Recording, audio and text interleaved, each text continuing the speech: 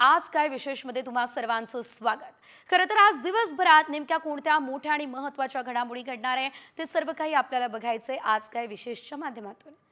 पहिली बातमी अतिशय वेगळी आणि काहीशी चिंता वाढवणारी, कारण ही बातमी एका आगळ्या वेगळ्या टक्कल व्हायरस संदर्भातली।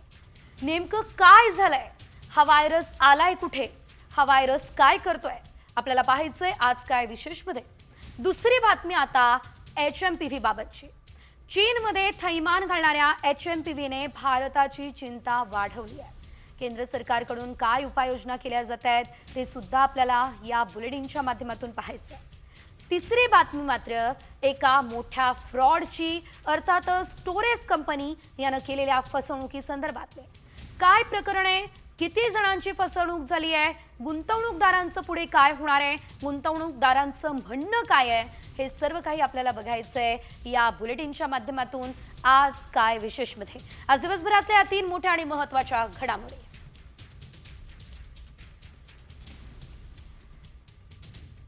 तर या तीनही बातम्यांचा आपल्याला सविस्तर आढावा घ्यायचा आहे। पाहूयात पहिली बातमी बुलढाण्यातून। धक्कादायक बातमी आहे ही। बातमी तुम्हाला हादरवूनही टाकेल, कारण बुलढाण्यात टक्कल व्हायरसने थैमान घातलंय। हो, तुम्ही ऐकलं ते बरोबरच आहे, टक्कल व्हायरसच। कारण या आजारामुळे 3 दिवसांमध्ये नागरिकांना टक्कल पडते। बुलढाण्यातल्या बोंडगाव, कालवड आणि हिंगणा या गावात या टक्कल व्हायरसचं थैमान पाहायला मिळतंय। नागरिकांच्या डोक्याला आधी खाज येते, नंतर केस गळतीला सुरुवात होते, अगदी तिसऱ्या दिवशीच माणसाला टक्कल पडतात। विशेष म्हणजे टक्कल पडणाऱ्यांमध्ये महिलांची संख्याही मोठी आहे, लक्षणीय आहे। शॅम्पू वापरला त्यामुळे लोकांना टक्कल पडत असेल असा दावा काही डॉक्टर्सचा आहे। मात्र महत्त्वाचं म्हणजे शॅम्पू ज्यांनी वापरलेला नाही त्यांचेही केस गळतायत, त्यामुळे एकच खळबळ उडाली आहे।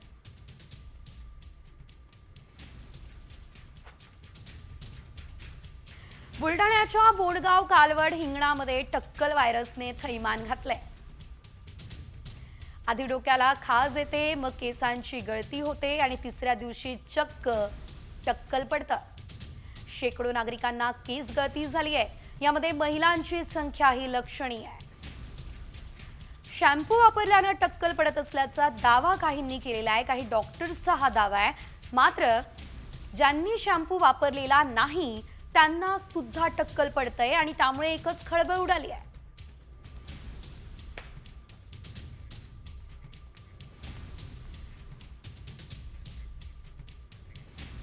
आणि यानंतर पुढे घेऊयात इतरही काही मोठ्या आणि महत्त्वाच्या बातम्यांचा धावता आढावा टॉप 50 मध्ये। 10 दिवसांमध्ये चीनच्या रुग्णसंख्येत 529% वाढ झाली आहे। वुहानमध्ये सर्व शाळांना सुट्टी जाहीर करण्यात आली आहे। चीनने अधिकृत कोणती माहिती अद्याप दिलेली नाही, त्यामुळे जागतिक आरोग्य संघटना अर्थातच WHO ने चीनकडून तातडीने HMPV संदर्भात अहवाल मागवलाय। HMPV विषाणू अत्यंत वेगाने पसरतोय, हॉस्पिटलमध्ये रुग्णांच्या रांगा लागल्या। चीनमध्ये आता अँटीव्हायरल औषधांचा मोठ्या प्रमाणात तुटवडा आहे, त्यामुळे औषधांचा काळा बाजार सुरू झालाय। अँटीव्हायरल औषध जवळपास 3000 रुपयांना विकलं जातंय। HMPV या विषाणूचे रुग्ण मुंबई आणि नागपूरमध्ये सापडलेत। नागरिकांमध्ये भीती आहे। वैद्यकीय तज्ज्ञांच्या मते हा व्हायरस आपल्यासाठी नवीन नाही, मात्र या व्हायरसपेक्षा सोशल मीडियावरील माहिती अधिक धोकादायक आहे। अशास्त्रीय सल्ल्यापासून नागरिकांनी सावधच राहायला हवं, हे आवाहन सुद्धा तज्ज्ञांकडून केलं जात आहे। HMPVच्या वाढत्या संसर्गाच्या पार्श्वभूमीवर धाराशिवमधील आरोग्य यंत्रणा अलर्ट झाली आहे। आरोग्य विभागानं एक SOP तयार केली आहे, ती जिल्हा रुग्णालयाला आणि सर्व आरोग्य केंद्रांना पाठवण्यात आली आहे। HMPVच्या संसर्गामुळे यवतमाळ जिल्हा प्रशासन आता अलर्ट झालं। जिल्हाधिकारी डॉक्टर पंकज आशिया यांनी आरोग्य विभागाला सज्ज राहण्याचे निर्देश दिले। शिवाय नागरिकांनी भीती न बाळगण्याचं आवाहन केलं जात आहे। सर्दी, ताप, खोकला असेल तर वेळीच डॉक्टरांना दाखवा आणि उपचार घ्या, हे आवाहन सुद्धा करण्यात आलेलं आहे। HMPV या व्हायरसच्या पार्श्वभूमीवर जळगाव जिल्हा आरोग्य यंत्रणा अलर्ट झाली। जळगावच्या शासकीय वैद्यकीय महाविद्यालयामध्ये नवजात बालक आणि मुलांसाठी तब्बल 40 बेड उपलब्ध करण्यात आले। रुग्णांच्या तपासणी संदर्भात सुद्धा उपाययोजना सध्या केल्या जात आहेत। आरोग्यमंत्री प्रकाश आंबेडकर यांनी घाबरून जाऊ नका, काळजी घ्या हे आवाहन नागरिकांना केलं। व्हायरसचा संभाव्य असा धोका रोखण्यासाठी सरकारकडून प्रयत्नही सुरू। HMPV व्हायरस गांभीर्याने घेण्यासारखा नाही असं आरोग्यमंत्र्यांनी म्हटलं। HMPV बाबत मंत्रिमंडळाच्या बैठकीत चर्चा झाली। आरोग्य यंत्रणा सज्ज ठेवण्याच्या सूचना मुख्यमंत्र्यांनी दिल्या। पुढील उपाययोजनांसंदर्भात निर्णय झाल्याचीही माहिती आहे।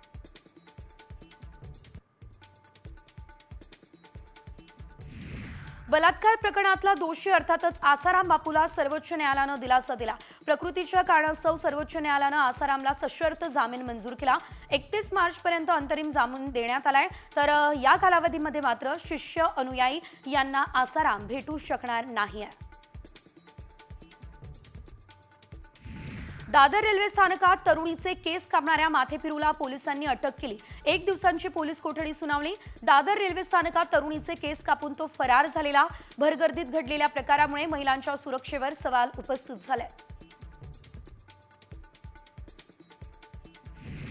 परळी, नांदेडसह आता हिंगोलीमध्ये सुद्धा मनोज जरांगे पाटील यांच्या विरोधात गुन्हा दाखल झाला। मनोज जरांगे पाटील यांनी कॅबिनेट मंत्री धनंजय मुंडे यांच्याबाबत वादग्रस्त वक्तव्य केलं।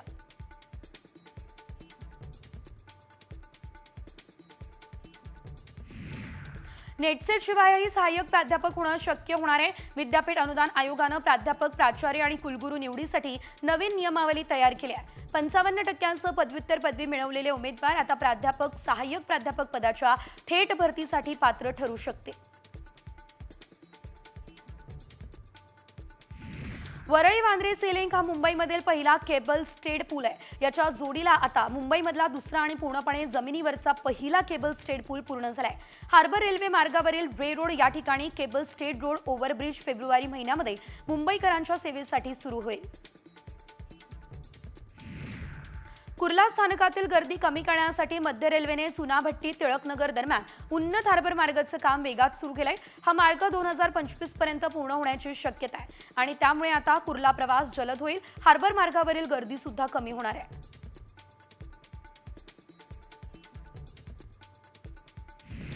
दिवा रेल्वे स्थानकातील मुंबईच्या दिशेकडील पादचारी पुलाच्या रुंदीकरणाचं काम सुरू आहे। मध्य रेल्वे प्रशासनाकडून या पादचारी पुलाच्या रुंदीकरणासाठी लागणाऱ्या खांब उभारण्याचं काम हाती घेण्यात आलंय। रेल्वे प्रवाशांकडून आता ही मागणी सातत्यानं होते। अखेर आता पुलाच्या रुंदीकरणाचं काम होणार आहे।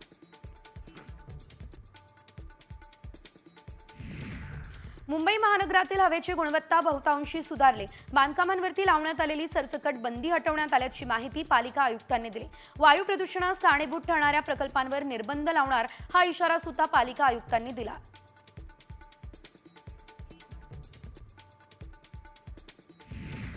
कोल्हापूरमधल्या विशाळगडावर पर्यटकांना जाण्याची परवानगी देण्यात आली आहे। विशाळगडाच्या पायथ्याशी झालेल्या हिंसाचारानंतर 5 महिन्यांनंतर गड पर्यटकांसाठी खुला झाला।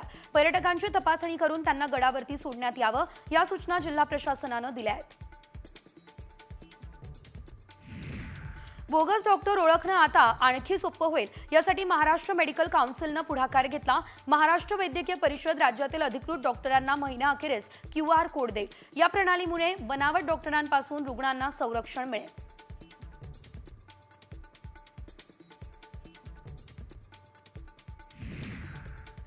बदलापूरमधल्या उपजिल्हा ग्रामीण रुग्णालयातील डॉक्टर विरोधात राष्ट्रवादी काँग्रेस शरद पवार पक्षाने आक्रमक भूमिका घेतली। रुग्णाशी डॉक्टरने उद्धट वर्तन केल्याचा निषेध करत राष्ट्रवादीचे सरचिटणीस अविनाश देशमुख यांनी रुग्णालय प्रशासनाला कुलूप आणि चावी भेट स्वरूपात दिली। बांधकाम सुरू असलेल्या ठिकाणी खोदलेल्या डक्टमध्ये एक महिला पडली आहे। पुण्यातील कर्वेनगर परिसरात सुरू असलेल्या बांधकामाच्या ठिकाणची ही घटना। अग्निशमन दलानं या महिलेला सुखरूप बाहेर काढलेलं आहे।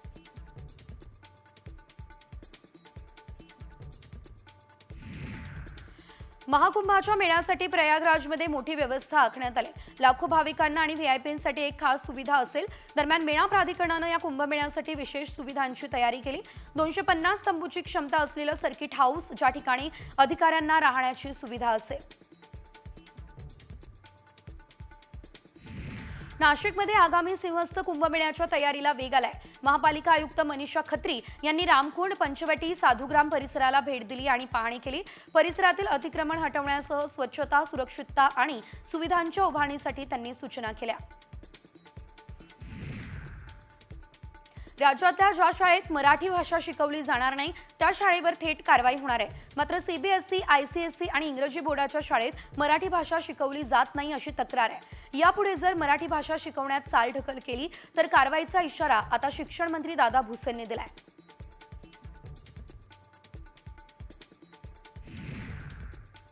चांदी आणि सोन्याचे दागिने आणि इतर काही वस्तू यांच्यासाठी हॉलमार्क अनिवार्य असणार आहे. मानक ब्युरोने कार्यवाही करण्याच्या सूचना केंद्र सरकारनं केल्या. आता लवकरच चांदीच्या दागिन्यांना हॉलमार्क बंधनकारक होण्याची शक्यता आहे.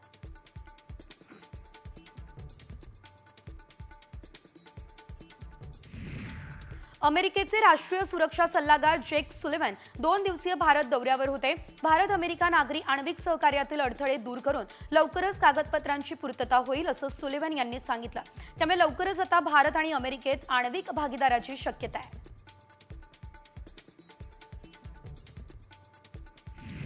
तिबेटमधल्या सर्वात पवित्र शहरांपैकी एक शिगाझे शहराजवळ मंगळवारी 6.8 तीव्रतेचा भूकंप झाला. 126 लोक ठार झाले, 188 जण जखमी झाले.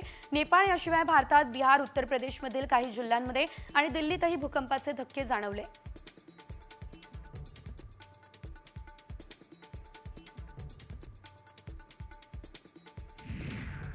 तिबेटमध्ये भूकंपाचा धक्का नेपाळपासून ते तिबेट आणि भारतापर्यंत जाणवलाय. नेपाळ आणि चीनच्या सीमेवरती जमिनीपासून सुमारे 10 किलोमीटर खाली भूकंपाचा केंद्रबिंदू होता.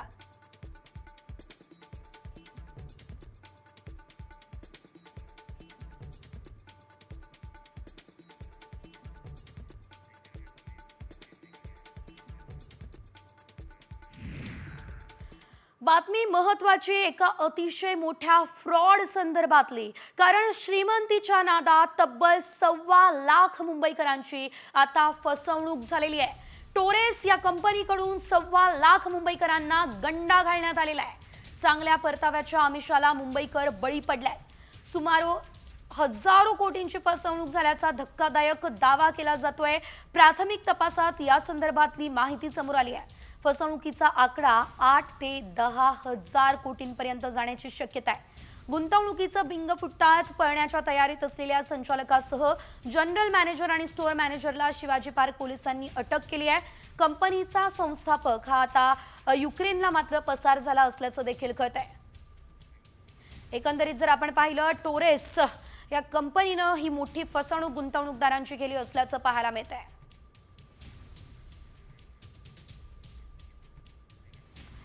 श्रीमंतीच्या नादात मुंबईकरांचा झालेला घात आपण पाहतोय. मात्र एक धक्कादायक बातमी, कारण दादरमधल्या एका भाजीपाला विक्रेत्यानं टोरेसमध्ये तब्बल 4 कोटी रुपयांची गुंतवणूक केली. मात्र टोरेस कंपनी मालक फरार झाला आणि या भाजीपाला विक्रेत्याचे 4 कोटी रुपये बुडाले. गुंतवणुकीवर दर आठवड्याला 10% परतावा मिळेल आणि या प्रलोभनानं खरं तर गुंतवणूक अनेकांनी यामध्ये केली. मात्र गुंतवणूकदारांचे कोट्यवधी रुपये पाण्यात गेले.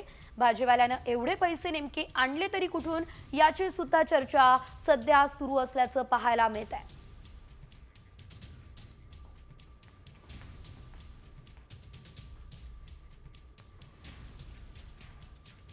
तर एका भाजी विक्रेत्यानं 4 कोटी रुपये गमावलेले आहे. हे ऐकून निश्चितच धक्का बसला असेल. इतरही काही मोठ्या आणि महत्त्वाच्या बातम्या आढावा घेऊया 36 जिल्हे 36 रिपोर्टर्समध्ये. कोल्हापूरमध्ये 2 एसटी कंडक्टरमध्ये जोरदार हाणामारी झाली. ब्रेकडाऊन एसटीमधील प्रवासी दुसऱ्या बसमध्ये घेण्यावरून झालेल्या या घटनेचे व्हिडिओ सुद्धा आता समोर आले.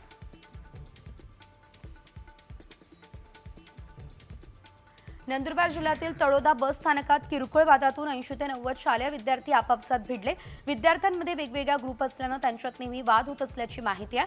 विद्यार्थी अंमली पदार्थांचं सेवन करत असल्याची देखील माहिती समोर येते.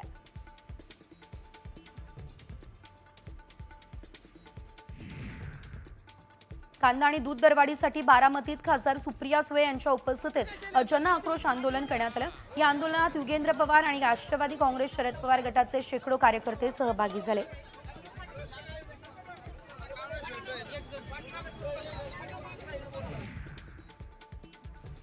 यवतमाळच्या आणि दिग्रस राष्ट्रीय महामार्गाचं बांधकाम करण्यात येत आहे आणि हे काम लवकरच पूर्ण व्हावं याकरता नगरपालिकेच्या महिला ऊर्जा अभियंता हर्षदा चौधरींनी स्वतः दिवा काढण्यासाठी 25 फूट वर चढल्या. बांधकामादरम्यान पथदिव्यांचे नुकसान होऊ नये यासाठी पालिका मजूर लावून पथदिवे काढते.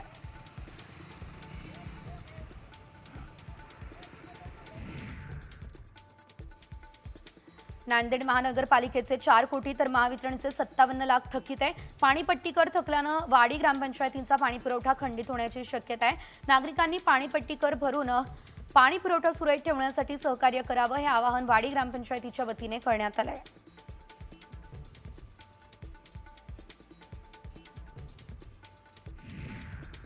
भाईंदर पूर्वच्या नक्षत्र टॉवरमध्ये सेफ्टी टँक साफ करण्यासाठी गेलेल्या एका मजुराचा मृत्यू झालाय।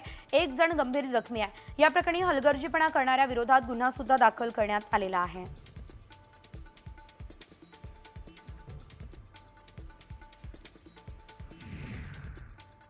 तुम्ही मला 36 लाख रुपये द्या, मी त्या पैशांचा पाऊस पडून तुम्हाला 36 कोटी रुपये देतो, असं आमिष दाखवून 5 जणांची फसवणूक इंदापूरच्या एका भोंदूबाबानं केली आहे। या प्रकरणी भोंदूबाबासह दोघांवर म्हसवड पोलीस ठाण्यामध्ये गुन्हा सुद्धा दाखल करण्यात आलेला आहे।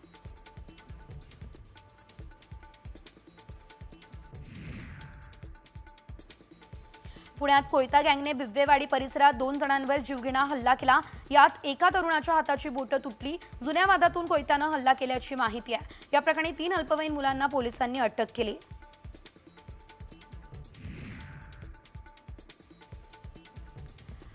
अकोल्यातील जुना हिंगणा या परिसरात मॉर्निंग वॉकला आलेल्या महिलेची धारदार शस्त्रानं हत्या करण्यात आलेली आहे। जुन्या वादातून महिलेचा खून करण्यात आला, अशी प्राथमिक माहिती सध्या तरी समोर येत असल्याचं पाहायला मिळत आहे।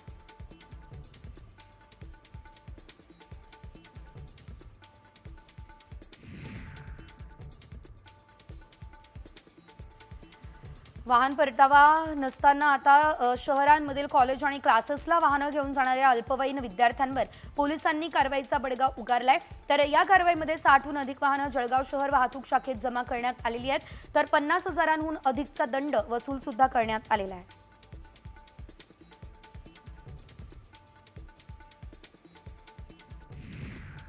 सांगलीच्या शासकीय रुग्णालयामध्ये अद्यावत महिला आणि बाल रुग्णालय निर्माण होणार आहे। राज्य सरकारकडून नुकतंच या नव्या 100 बेडच्या रुग्णालयाला मंजुरी सुद्धा मिळाली असल्याचं पाहायला मिळालेलं आहे। तर येत्या 8 ते 9 महिन्यात हे रुग्णालय उभारलं जाणार असल्याचं कळतंय।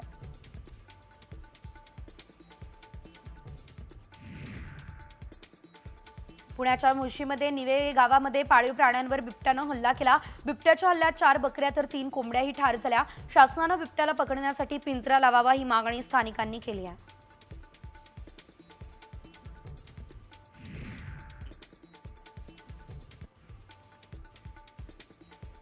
शिरूरच्या शास्ताबाद या ठिकाणी शेतशिवारातील मेंढपाळावर वाड्यावर बिबट्यानं हल्ला केलाय।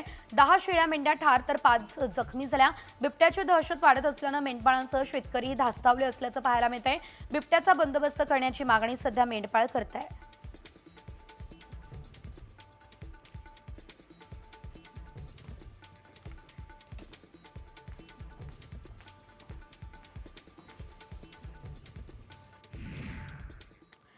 आणि आता तुम्ही सुद्धा जर नवी मुंबईमध्ये घर घेण्याचा विचार करत असाल, ही बातमी तुमच्यासाठी महत्त्वाची आहे, पूर्ण बघा। सिडकोच्या 26,000 घरांच्या किमती अखेर जाहीर झालेल्या आहेत। EWS अर्थातच आर्थिक दुर्बल घटक गटासाठीच्या घरांच्या किमती 25 ते 48 लाखांपर्यंत असतील, तर अत्यल्प गटासाठीच्या घरांच्या किमती 34 लाखांपासून 97 लाखांपर्यंत असणार आहे। नवी मुंबईमधल्या वाशी, बामणडोंगरी, खारकोपर याशिवाय तळोजा, खारघर, मानसरोवर, खांदेश्वर, पनवेल आणि कळंबोली नोड या ठिकाणी ही घरं तयार करण्यात आली आहे। घरांसाठी अर्ज दाखल करण्याची अंतिम मुदत 10 जानेवारीपर्यंत असणार आहे। तर आर्थिक दुर्बल घटक अर्थातच EWS मध्ये तळोजा सेक्टर 28 मध्ये 25.1 लाख किंमत आहे। तळोजा सेक्टर 39 मध्ये 26.1 लाख अशी किंमत आहे।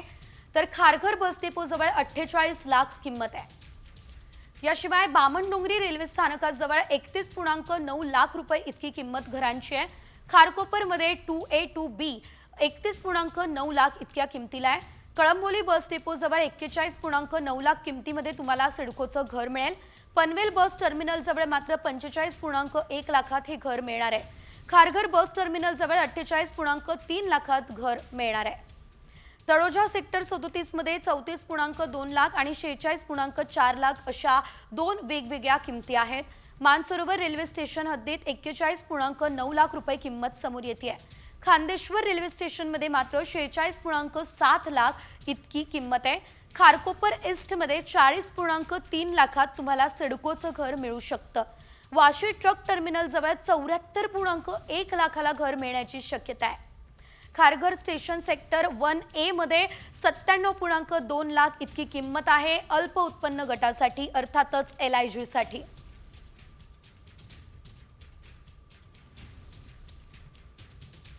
तर सध्या मुदत जी आहे ती 10 जानेवारीपर्यंत देण्यात आलेली आहे, त्यामुळे तुम्हाला जर अर्ज करायचा असेल तर लवकरच करा. यासह इतरही मोठ्या आणि महत्त्वाच्या बातम्या, काही राजकीय अपडेट्स वेगवान स्वरूपात. सरपंच देशमुख हत्या प्रकरणी आता भाजप आमदार सुरेश धस यांनी आणखी एक गंभीर आरोप केला. दलित व्यक्तीला मारहाण करताना देशमुख मध्ये पडले, त्यामुळे त्यांची हत्या करण्यात आल्याचा आरोप धस यांनी केला. आरोपींचा तेरे नाम करा ही मागणी सुद्धा धस यांनी केली. नांदेडच्या माळाकोळी पोलीस ठाण्यात आता मराठा आंदोलक मनोज जरांगे पाटील यांच्यावर गुन्हा दाखल झालाय. परभणीमधील सरपंच संतोष देशमुख हत्या प्रकरणातील निषेध मोर्चात मंत्री धनंजय मुंडे आणि वंजारी समाजाबद्दल आक्षेपार्ह विधान केल्यानं अदखलपात्र गुन्हा दाखल करण्यात आला.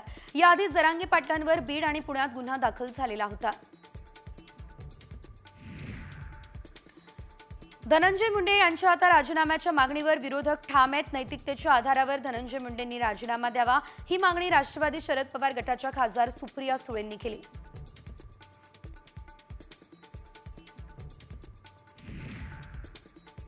धनंजय मुंडे यांची मंत्रिमंडळातून हकालपट्टी करावी ही मागणी मराठा नेते रमेश केरे पाटील यांनी केली. आमच्या एका भावाचा जीव गेलाय, कारवाई झाली नाही तर राष्ट्रवादीच्या आमदार खासदारांना फिरू देणार नाही हा इशारा केरे पाटील यांनी दिला.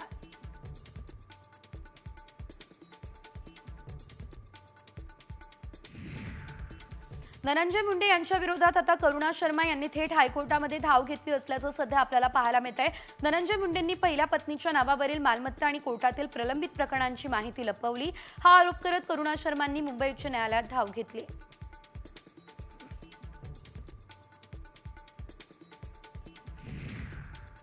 आमदार किसन कथोरे यांनी अंबरनाथ आणि बदलापूर महानगरपालिका एकत्र येण्याचा विरोध केला. अंबरनाथ आणि बदलापूर एकत्र महानगरपालिका होणार नाही. बदलापुरात स्वतंत्र महानगरपालिका अस्तित्वात येणार ही स्पष्ट भूमिका आमदार कथोरेंनी मांडली.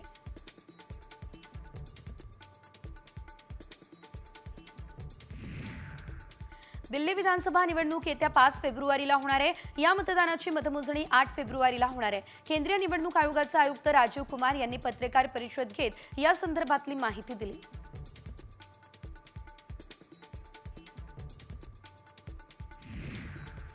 ईव्हीएमवरील विरोधकांचे आरोप केंद्रीय निवडणूक आयोगानं फेटाळले. ईव्हीएम हॅक होऊच शकत नाही असा दावा केंद्रीय निवडणूक आयोगाचे मुख्य आयुक्त राजीव कुमार यांनी केला.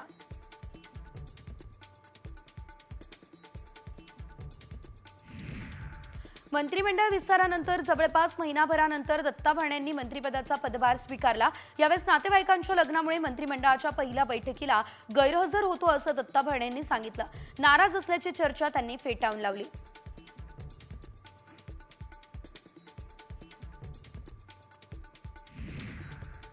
महाराष्ट्राचे राज्यपाल CP राधाकृष्णन हे आज जळगाव जिल्हा दौऱ्यावर आहे. कवयित्री बहिणाबाई चौधरी उत्तर महाराष्ट्र विद्यापीठाच्या 33व्या दीक्षांत समारंभाचं अध्यक्षपद भूषवणार आहे. यावेळेस ते विद्यार्थ्यांना काय मार्गदर्शन करतात याकडे सर्वांचं लक्ष लागलेलं आहे.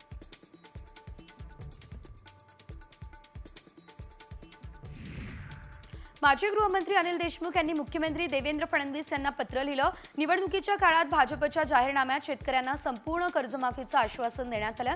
हे आश्वासन पूर्ण करून शेतकऱ्यांचा सातबारा कोरा करण्याची मागणी देशमुखांनी यावेळेस केली. धनगर, मेंढपाळ यांच्या विविध मुद्द्यांसाठी बच्चू कडू आक्रमक झाले. अमरावतीमधल्या आंदोलनात बच्चू कडूंसह महादेव जानकर सहभागी होते. आम्हाला सरकारकडून अपेक्षा आहे, मागण्या मान्य कराव्या, अन्यथा त्याचे परिणाम वाईट होतील हा इशारा बच्चू कडूंनी सरकारला दिला. लाडकी बहीण या योजनेचे नियम प्राप्त झाले नाही आहेत, त्यामुळे जुन्या नियमांच्या आधारे अर्जांची छाननी केली जाते. 21 बहिणींनी आपले अर्ज परत घेतलेत. नवीन नियम प्राप्त झाल्यावर येणाऱ्या अर्जांची छाननी केली जाणार आहे. त्यानंतर पात्र लाभार्थ्यांना योजनेचा लाभही दिला जाईल.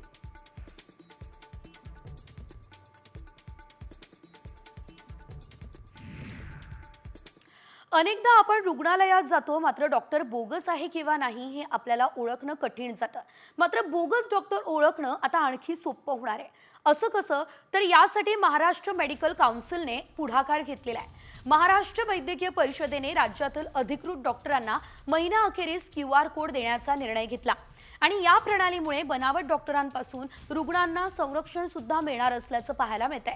एकंदरीत जर आपण पाहिलं बनावट डॉक्टरांपासून आता रुग्णांची सुटका होणार असं म्हटलं तरीही वावगं ठरणार नाही, कारण आता बनावट डॉक्टर ओळखणं अतिशय सोपं होणार आहे। त्यासाठी अधिकृत डॉक्टरांना QR कोड सुद्धा दिला जाणार आहे।